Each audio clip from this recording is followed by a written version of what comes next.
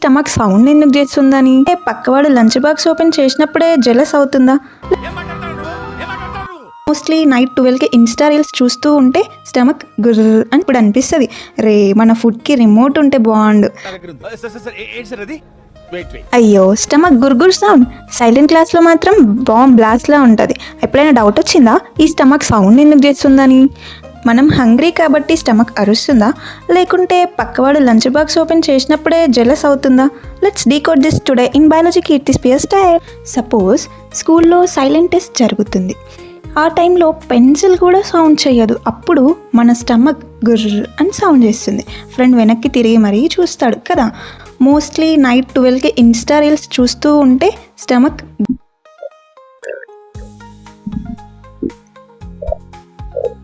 Sound ఇస్తుంది. అప్పుడు అనిపిస్తుంది, రే మన ఫుడ్కి రిమోట్ ఉంటే బాగుండు.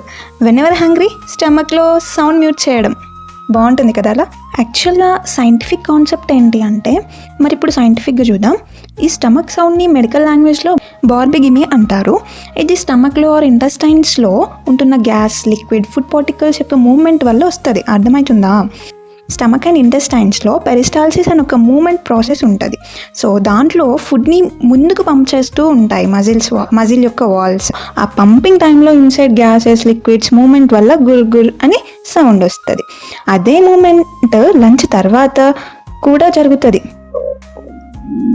కొన్నిసార్లు. కానీ అప్పుడు మనం ఫుల్గా ఫుడ్తో స్టమక్ని ఫిల్ చేస్తాం కాబట్టి సౌండ్ మఫుల్డ్ ఉంటుంది. కానీ హంగ్రీగా ఉన్నప్పుడు స్టమక్లో ఫుడ్ లేదు కదా, అప్పుడు ఎయిర్ అండ్ జ్యూసెస్ మిక్స్ అవ్వడంతో సౌండ్ మోర్ లౌడ్ అండ్ ఈక్వల్గా ఉంటుంది. మీకు అర్థమవుతుందా? ఇప్పుడు మైక్రోఫోన్కి సౌండ్ పెడితే స్పీకర్లో ఈకో వస్తుంది కదా, అలా స్టమక్లో ఫుడ్ లేకపోతే మైక్ లాగా ఉంటుంది, సౌండ్ యాంప్లిఫై అవుతుంది. ఓకేనా? సో ఇప్పుడు కామన్ మిత్స్ అండ్ ఫ్యాక్ట్స్ గురించి మాట్లాడుకుందాం. స్టమక్ సౌండ్ చేస్తుంది అంటే మనకు ఆకలిస్తుంది అని అంటారు. అది ప్రతిసారి కాదు, డైజెషన్ టైంలో కూడా వస్తుంది. ఎంటీ స్టమక్ సౌండ్ డేంజరస్ అని ఒక మిత్ ఉంది. సో అది కాదు, ఇట్స్ నో, ఇది నార్మల్ బాడీ ఫంక్షన్. అండ్ ఇంకొకటి, డైట్ చేస్తే సౌండ్ ఎక్కువ అవుతుంది అని కూడా అంటారు. Yes, because less food more air. మన బీఫామ్లో పెరిస్టాల్సిస్కి రిలేషన్ ఉంది డైజెషన్ డ్రగ్స్తో. Prokinetic drugs like domperidone stomach మూమెంట్ని ఫాస్ట్ చేయడం కోసం వాడతారు. So next time good sound వచ్చినప్పుడు అనుకోండి, నా స్టమక్ డాంపెరడాన్ తీసుకుంటుందేమో. ఫాస్ట్గా డైజెషన్, సౌండ్ కూడా ఫాస్ట్, కానీ లంచ్ మాత్రం స్లో చేయడం మర్చిపోవద్దు.